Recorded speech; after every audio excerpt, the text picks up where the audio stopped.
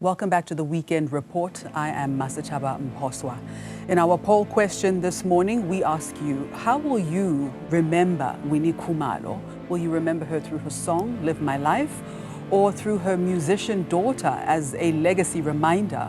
Or perhaps you may remember her youthful take on music. You're welcome to engage with our poll by scanning the QR code on your screen or via our social media page at Newzroom 405 using the hashtag Weekend Report on 405. It's time now for The Lead.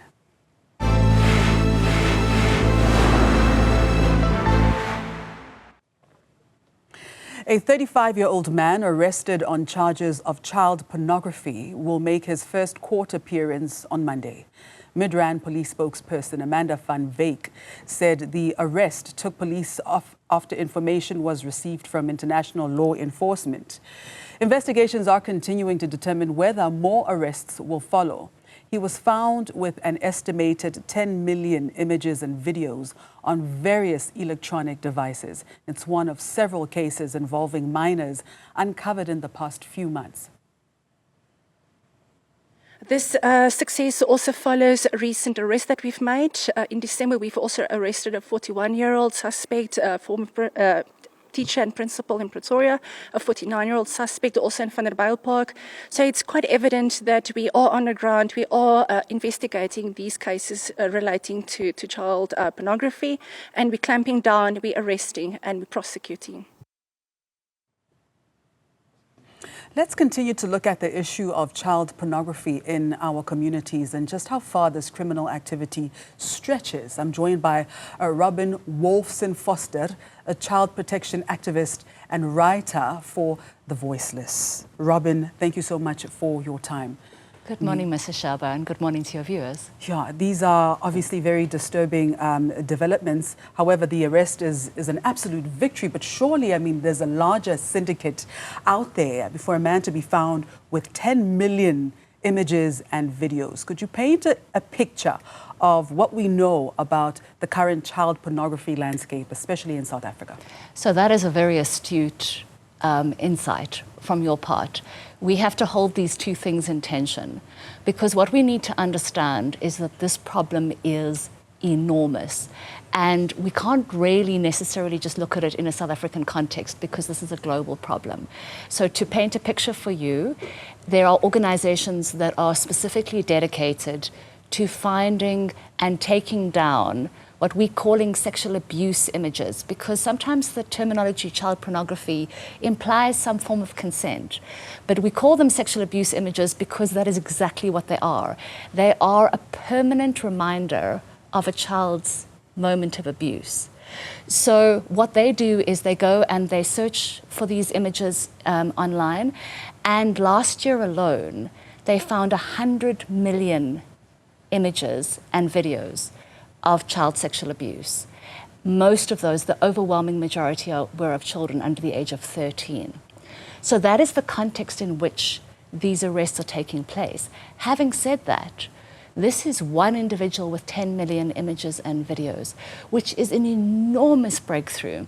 So we need to really be commending the Serial Electronic Crimes Investigating Unit and their international counterparts, because this is a very big breakthrough from a South African perspective.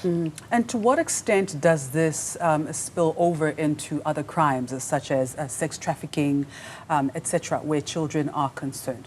So these are all interrelated. So we know that there is a genesis of abuse in all of these images, as I mentioned earlier.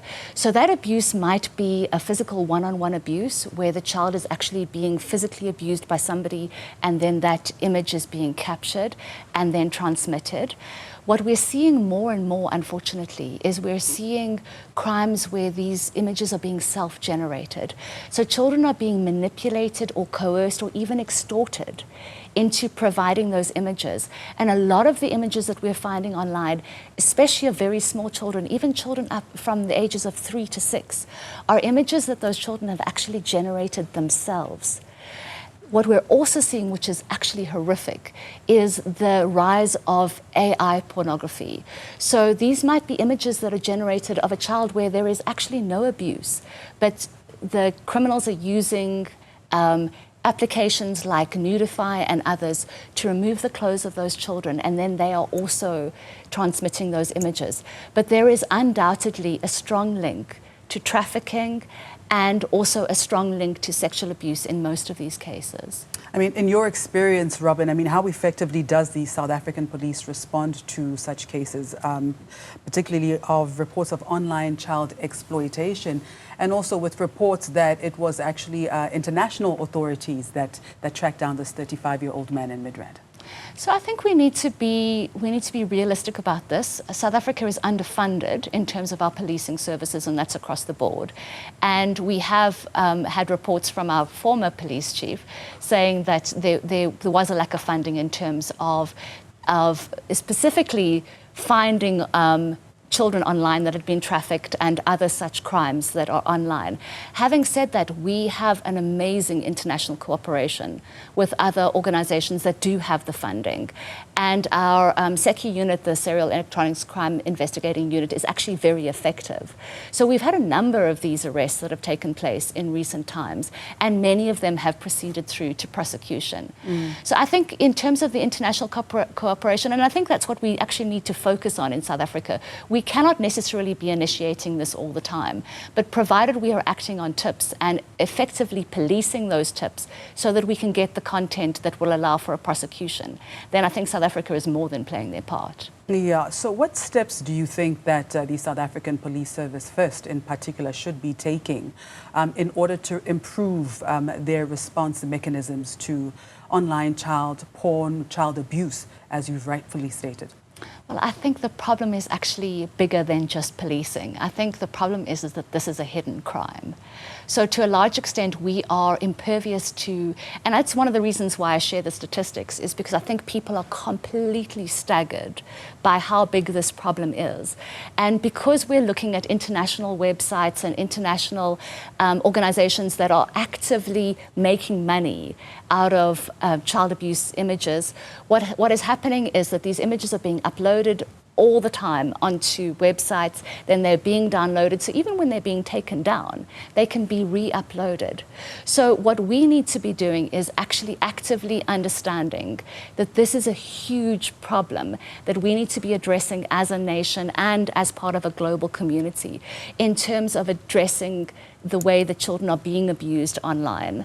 And then I think from a South African perspective, we definitely need more funding to be able to cooperate with international organizations. And the fact that this is such a humongous problem internationally speaks to the fact that there is a big, I don't know whether to call it a market, a very sick market, but that there are many, many predators out there. What does the law say about anyone who's in possession of even just one child porn image? So it is illegal to have a naked image of a child or video of a child.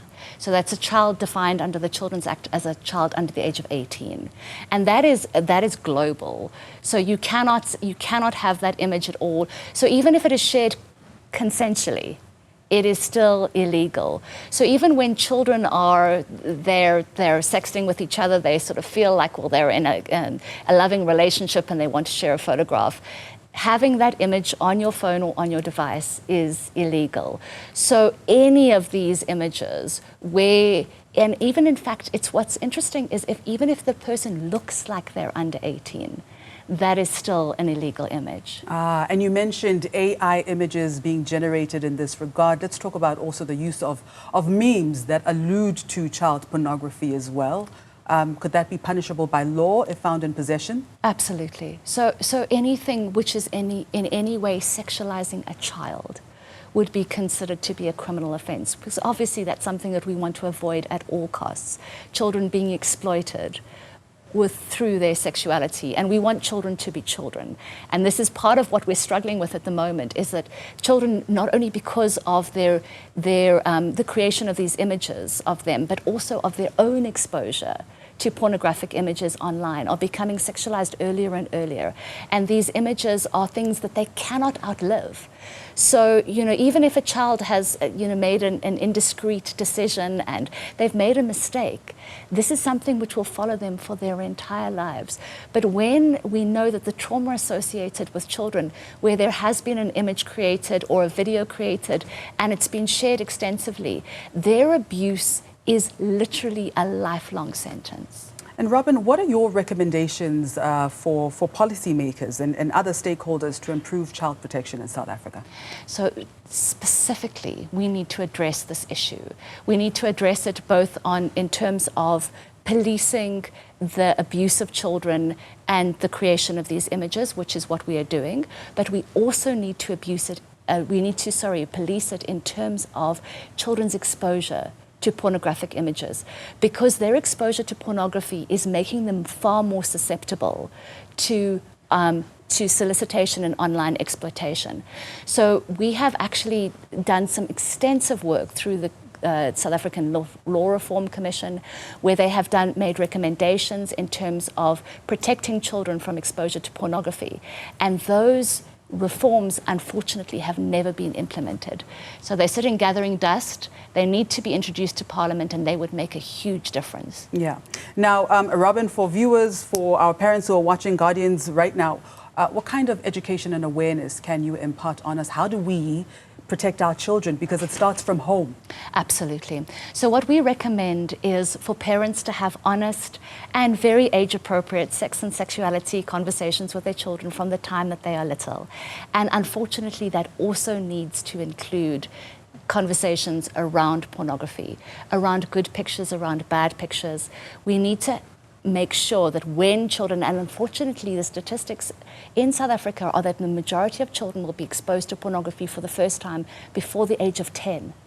So we need to have these conversations so that when they see these images, they do not believe that this is the norm.